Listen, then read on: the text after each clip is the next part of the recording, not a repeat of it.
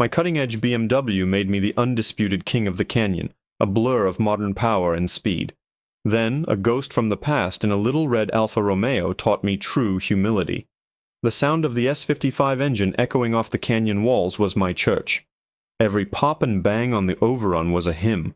My car, a 2020 BMW M2 Competition in Hockenheim silver, wasn't just a machine, it was a statement. It said, "I've made it." At 27, I had the six-figure tech job, the downtown apartment, and the German rocket ship that could obliterate almost anything on four wheels. Saturday mornings were my sacred time.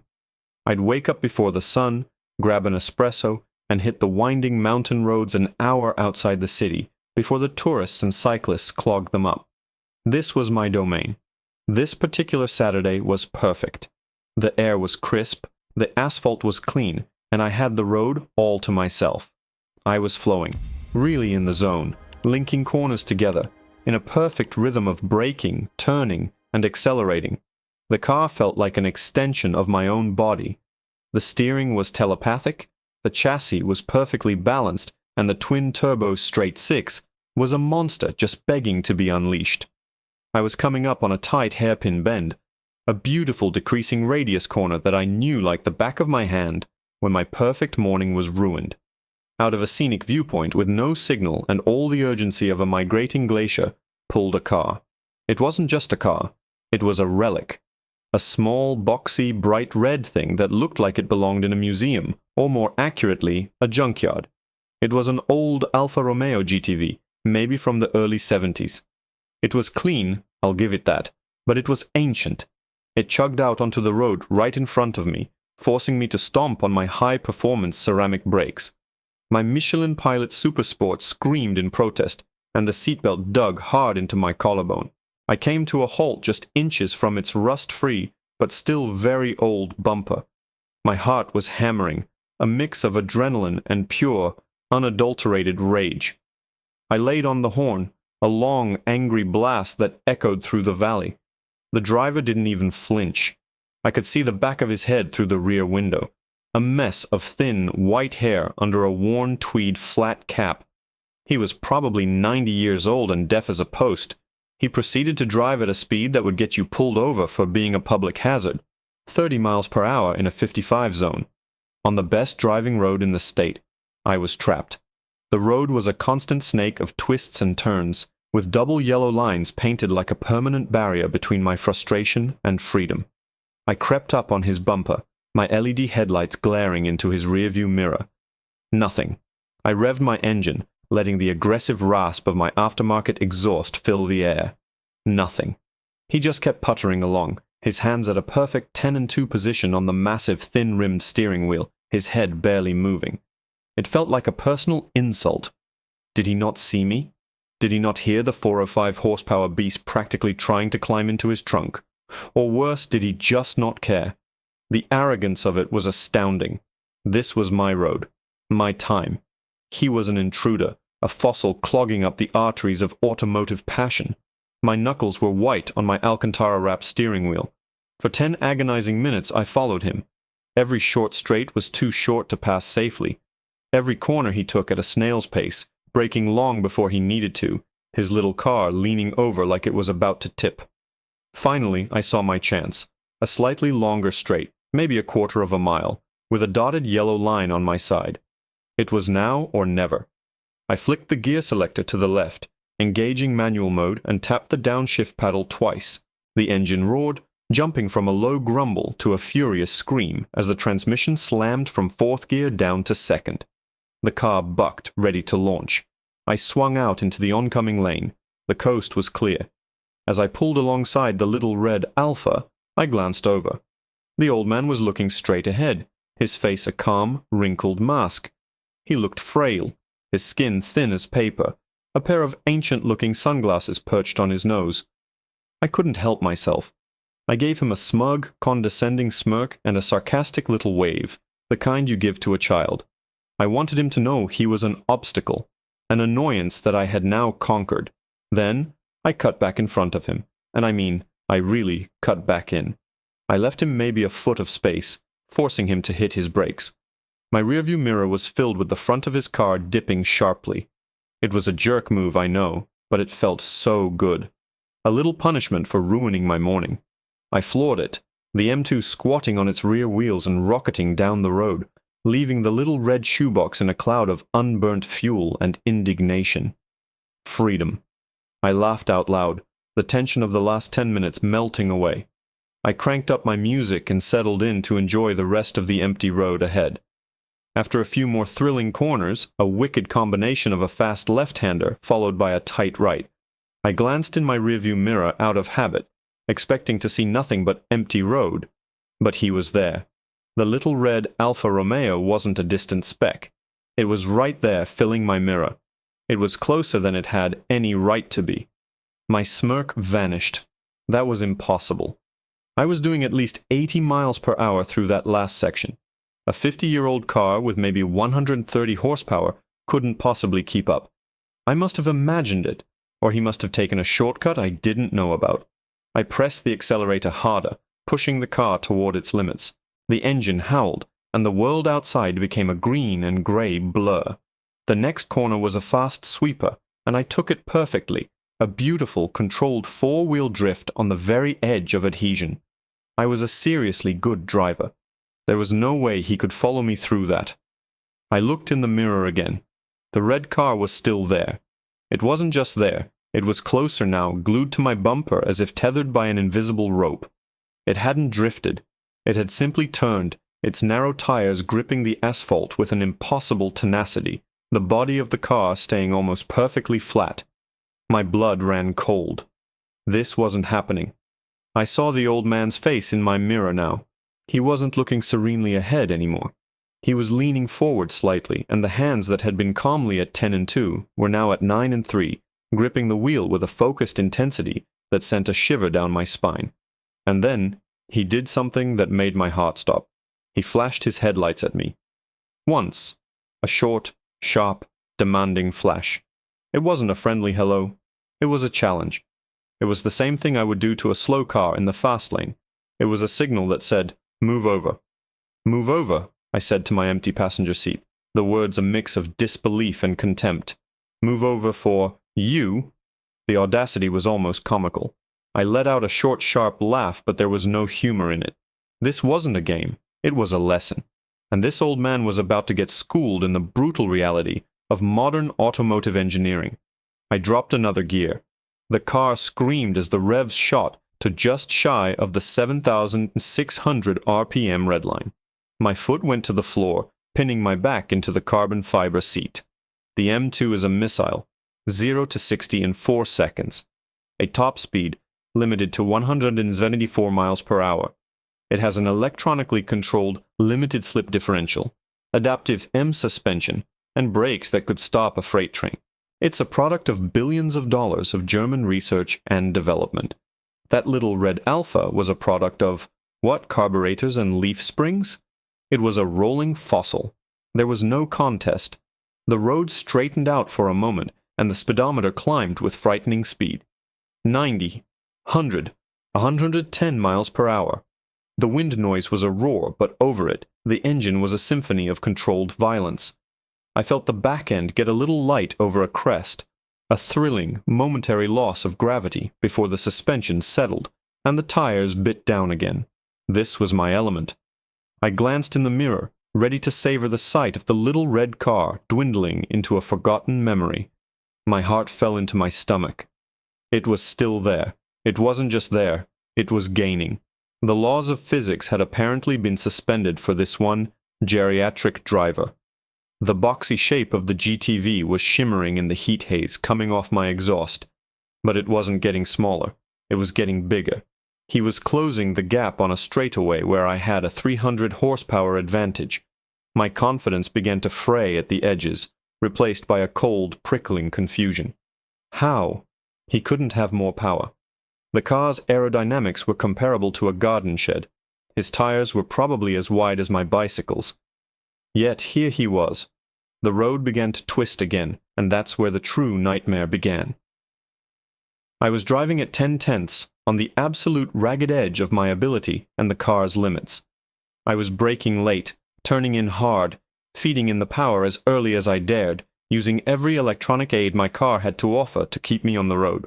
The traction control light was flickering like a strobe light on the dashboard, but the old man, he was driving differently. He was smoother. His car didn't lurch or slide. It just flowed. I could see in my mirror how he was taking different lines than me. He was braking earlier but lighter, carrying more momentum through the apex of the corner. While I was wrestling my car, he was dancing with his. I could hear the sound of his engine now, a high-strung metallic wail that was completely different from my own deep-throated roar. On the downshifts, I heard the crisp, perfect blip of the throttle. Heel and toe. He was heel and toe downshifting in a 50-year-old car while hunting down a modern M car. The arrogance I felt just minutes ago had evaporated, replaced by a growing knot of dread in my gut. This wasn't just some old man out for a Sunday drive. I was in a race I didn't even know I was in, and I was losing badly. My palms were sweating, my inputs on the steering wheel becoming jerky and imprecise. I took a corner too hot, the front tires scrubbing wide with understeer, forcing me to lift off the throttle. It was a clumsy, amateur mistake, and in that split second of my failure, he saw his opening. We were approaching a section known as the Serpent's Tooth, a wicked downhill S-bend with a tightening radius exit. It was blind. It was dangerous. Nobody passes there. As I braked for the entry, trying to regain my composure, the red Alpha didn't even slow down. It just tucked in right behind my left taillight, almost touching my bumper. I thought he was going to ram me. Instead, he just flicked the wheel. He dove onto the narrow inside shoulder, kicking up a rooster tail of dirt and gravel. For a terrifying moment, his car was on two wheels, leaning at an impossible angle. I was sure he was going to flip, but he didn't. With a tiny, precise correction of the steering wheel, he brought the car back down. He was now perfectly alongside me, in the middle of a corner, where there was barely room for one car, let alone two. I could have reached out and touched his door. I looked over, my face a mask of shocked horror. The old man turned his head and looked right at me. His ancient sunglasses were gone. His eyes were a startlingly pale blue, clear and focused, and they were crinkled at the corners. He wasn't grimacing with effort. He wasn't gripping the wheel in a panic. He was smiling. It was a gentle, almost sad smile. And then he winked at me. As he pulled ahead, his little car accelerating out of the corner with an agility that defied logic, my eyes were drawn to a detail on the back of his car I hadn't noticed before. Just below the rear window, on the trunk lid, were three small weathered decals, so faded they were almost invisible. One was for a tire brand I'd never heard of. One was for an oil company that probably hadn't existed for decades. But the third one made the air freeze in my lungs. It was a simple crest with a prancing horse and the letters SF, Scuderia Ferrari. This wasn't some random old man. I had just been humiliated by a former Ferrari race driver, and he was now pulling away from me as if I were standing still. My mind went blank. The world seemed to slow down, the roar of my engine fading to a distant hum. Scuderia Ferrari. The words echoed in my skull. It wasn't just a brand, it was motorsport royalty. It was Fangio, Ascari, Lauda, Schumacher. It was the blood-red heart of racing history, and I had just cut off, honked at, and deliberately brake-checked a piece of that history. The humiliation was a physical sensation, a hot, creeping flush that started at my collar and consumed my entire face. My six-figure German super sedan, my advanced driving skills, my entire identity as the king of the canyon. It all crumbled to dust in the wake of that little red Alpha and its smiling, winking driver. He wasn't pulling away anymore. He was gone. He disappeared around the next bend, and though I pushed my M2 harder than ever before, driven by a desperate, frantic need to... What? Apologize? Catch up? I don't even know. But it was no use. The road was empty. He had vanished as quickly as he had appeared. The rest of the drive to my usual turnaround point, a scenic overlook at the summit, was a blur of self-loathing. Every corner I took perfectly now felt like a hollow mockery. The pop and bang of my exhaust, once a sound of power, now sounded like the obnoxious braying of a fool. When I pulled into the empty parking lot at the top, I killed the engine. The sudden silence was deafening, broken only by the frantic ticking of hot metal from my brakes and exhaust. I slumped forward, resting my forehead on the cool leather of the steering wheel. I stayed like that for a long time, replaying the entire encounter over and over. His effortless turn-in. The way he used the shoulder like it was just an extension of the racetrack. The smile. The wink. It wasn't a gesture of mockery. I realized that now. It was a gesture of pity. He felt sorry for me. He saw a kid in a fast car who knew how to go quick in a straight line, but didn't understand the first thing about the art of driving. I was shaken out of my stupor by the sound of another car approaching. It wasn't the high-pitched wail of the Alpha, but a low, guttural burble. A moment later, a heavily modified dark green Porsche 911 GT3 pulled into the lot and parked a few spots away from me. The driver, a guy in his mid-40s with a racing helmet sitting in his passenger seat, got out and stretched. He was a regular up here, a guy named Marcus. He was a Porsche enthusiast and a legitimately quick driver. We'd had a few respectful runs together in the past. He nodded at me. "Morning," he said, walking over. "Saw you flying on the way up. You were really on it today." I just shook my head, unable to meet his eyes. "Not really," I mumbled. He frowned, sensing my mood. "What's up? You look like you've seen a ghost." "Worse," I said, finally looking up. "I think I just got my soul taken by an 80-year-old man in a vintage Alfa Romeo." Marcus's eyebrows shot up. A slow smile spread across his face, not a mocking one, but a knowing one. "Let me guess," he said, leaning against the side of my car. "Little red GTV? Tweed cap? Drives like he's from another planet?" My jaw dropped. "You've seen him?" "Seen him?" Marcus laughed, a deep, genuine sound. "Man, everyone who's serious about driving on this road knows him. That's not just some old man. That's Silvio, the Silver Fox Bellini." The name meant nothing to me, but the reverence in Marcus's voice was unmistakable. "Who's Silvio Bellini?" I asked, my voice barely a whisper. "Who's Silvio Bellini?" Marcus repeated, his eyes wide as if I'd just asked who Michael Jordan was. He was a test driver for Ferrari and Alfa Romeo back in the 60s and early 70s. Raced at the Targa Florio, Le Mans, Nürburgring. The guy is a living legend. He drove with guys whose names are now on the sides of grandstands. He retired here years ago. Comes up to these roads every Saturday morning, same time, same route. Says it keeps his heart young. Every word was a fresh stab of shame. A test driver. Targa Florio. Le Mans. I felt sick. I hadn't just been arrogant to a slow driver. I had disrespected one of the giants. I had been a petulant child throwing a tantrum in the presence of a master. "He lives around here?" I asked, a desperate plan already forming in my mind. I had to find him. I had to apologize. "Yeah, about 20 minutes down the other side of the mountain," Marcus said, pointing down the road I'd just come up. "Little workshop just off the main road. You can't miss it. Bellini's Auto Classico. He restores old Italian cars." "Why?" I didn't answer. I just started my car, the engine barking to life with a sound that now felt entirely undeserved. I gave Marcus a quick, grateful nod and peeled out of the parking lot, heading back down the mountain, my driving now careful, slow, and deliberate. The shame was a heavy weight in my stomach. The 20-minute drive felt like an eternity. I finally saw the sign, a beautifully hand-painted wooden sign hanging from a wrought iron post. I turned down a short gravel driveway and pulled up to a modest, clean-looking workshop. The little red Alpha was parked right outside, looking immaculate in the morning sun. The large bay door was open, and I could see him inside, wiping his hands on a rag. I took a deep breath, my heart pounding a nervous rhythm against my ribs. This was it. I got out of my car and walked towards the workshop, the gravel crunching under my expensive driving shoes. He looked up as I approached, his pale blue eyes squinting in the bright light. He didn't look angry. He didn't look amused. He just looked curious. "Can I help you?" he asked, his voice gentle, with a thick but clear Italian accent.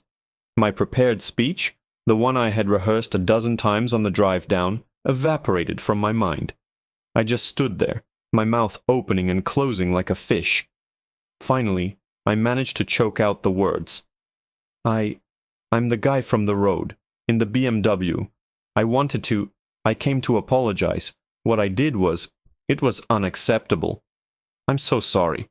Silvio Bellini looked at me for a long moment, his expression unreadable. He slowly wiped the last of the grease from his hands, folded the rag neatly, and placed it on a workbench. He walked towards me, his gait slow but steady. He stopped right in front of me, so close I could see the fine lines etched into his face, each one a map of a long and incredible life. He looked at my car, then back at me. A long, heavy silence hung in the air. I braced myself for a lecture, for anger, for dismissal. What he said next was the last thing I ever expected. "Apology accepted," he said softly. Then his eyes twinkled, and a small smile touched the corners of his mouth. "The car, she is very fast. But you are not." The words hit me harder than any insult ever could. "You are not." It wasn't a criticism. It was a simple statement of fact, delivered without malice. And it was devastatingly true. I had a fast car, but I wasn't a fast driver. I was just a guy who knew how to press the right pedal. In that moment, all the bravado, all the ego I had wrapped up in my identity as a car guy, just deflated. I stood there, utterly exposed. "I know," I finally managed to say, my voice hoarse. You were incredible. I've never seen anyone drive like that." Silvio's smile widened just a little. "Ah, the car knows the road. I am just the passenger." He gestured with a weathered hand toward the open workshop. "Come, you like espresso?" For the next 2 hours I sat on a rickety stool in his workshop, a tiny, potent cup of espresso in my hand, and listened. He didn't talk about the race up the mountain, not directly. Instead he talked about cars. He spoke of the Targa Florio, not as a legendary race, but as a dusty, dangerous day, where the brakes on his Alfa GTA faded halfway through and he had to use the engine and sheer terror to slow down. He talked about testing an early Ferrari prototype at night on public roads, with Enzo himself waiting back at the factory, chain-smoking and pacing. He spoke of the delicate art of balancing a car on the throttle, of feeling the slip angle through the seat of your pants, of listening to what the engine and the tires were telling you. His workshop was a cathedral of automotive history. A stunning Lancia Fulvia was up on a lift, its V4 engine meticulously laid out on a workbench. In the corner, under a dusty cover, was the unmistakable shape of a Ferrari Dino 246 GT. Every tool was old but perfectly maintained, hanging in its proper place. It wasn't the sterile corporate environment of the BMW dealership where I got my M2 serviced. This place had soul. It had history. It had grease under its fingernails. As he talked, I realized my entire approach to driving had been wrong. I was obsessed with the car, the horsepower, the specs, the lap times. I saw the road as an adversary to be conquered. Silvio saw it differently. For him, the car was a partner, and the road was a dance floor. It wasn't about raw speed. It was about rhythm, balance, and efficiency. It was about being smooth, about carrying momentum, about becoming one with the machine. What I had mistaken for slowness in his driving was actually a profound efficiency he had spent a lifetime perfecting. "That BMW," he said, nodding toward my car gleaming in the sun. "It is a magnificent machine. A computer that is faster than a human brain. It corrects your mistakes before you even know you have made them. This is good for safety, but it is not good for learning." He tapped his chest. "Driving, true driving, is from here. It is a feeling. Your car, it stops you from feeling." He was right. I relied on the traction control, the ABS, the stability management. I wasn't driving the car. The car's computers were driving me. The raw, unfiltered connection he had with his 50-year-old Alpha was something I had never experienced. Finally, I drained the last of my espresso. "Mr. Bellini." "Silvio," I said, my voice filled with a humility I hadn't felt since I was a child. "Will you teach me?" He looked at me for a long time, his pale blue eyes studying my face, searching for something. I held his gaze, trying to pour all of my newfound sincerity into it. I expected him to laugh, to dismiss the arrogant kid who had insulted him just a few hours ago. Instead, he simply nodded. "Be here next Saturday, sunrise, and do not bring that," he said, gesturing to my M2. "We will use my car." That next Saturday marked the beginning of my real education. I didn't drive for the first month. I sat in the passenger seat of that little red GTV, a car I now knew he called Sophia. He drove the same road, but I experienced it through his hands and feet. He narrated everything, why he was braking at a certain point, how he was using a slight bump in the road to help the car turn in, how he could feel the front tires just starting to lose grip. He taught me to see the road not as a series of corners, but as a single, flowing ribbon. When I finally got behind the wheel of Sophia, it felt alien. The steering was heavy and unassisted, the brakes required real force, and there were no electronic nannies to save me. My first few runs were clumsy and slow, far slower than I had ever been in my BMW, but Silvio was patient. "Smooth," he would say, his voice calm. "Be gentle. Listen to her. She will talk to you." Slowly, painfully, I began to learn. I learned to heel and toe, downshift, to feel the edge of adhesion, to be precise with my inputs. I sold the M2. The car that had once been the symbol of my success now felt like a gaudy, numb appliance. I used the money to buy a simple, used Mazda Miata, a car famous for its pure, unfiltered driving experience.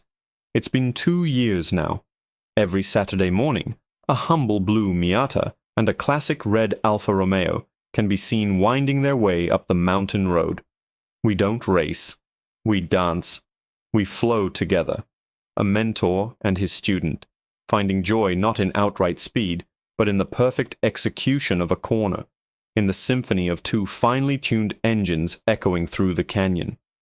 I'm faster now than I ever was in the BMW, not because my car is more powerful, but because I am a better driver. Silvio Bellini didn't just teach me how to drive, he taught me humility. He showed me that true mastery isn't about having the newest, most expensive toy. It's about passion, dedication, and a lifetime of learning. The karma that hit me that Saturday morning wasn't a punishment. It was a gift. It was the day an arrogant kid in a fast car got cut down to size, and in doing so, found a legend who was willing to build him back up.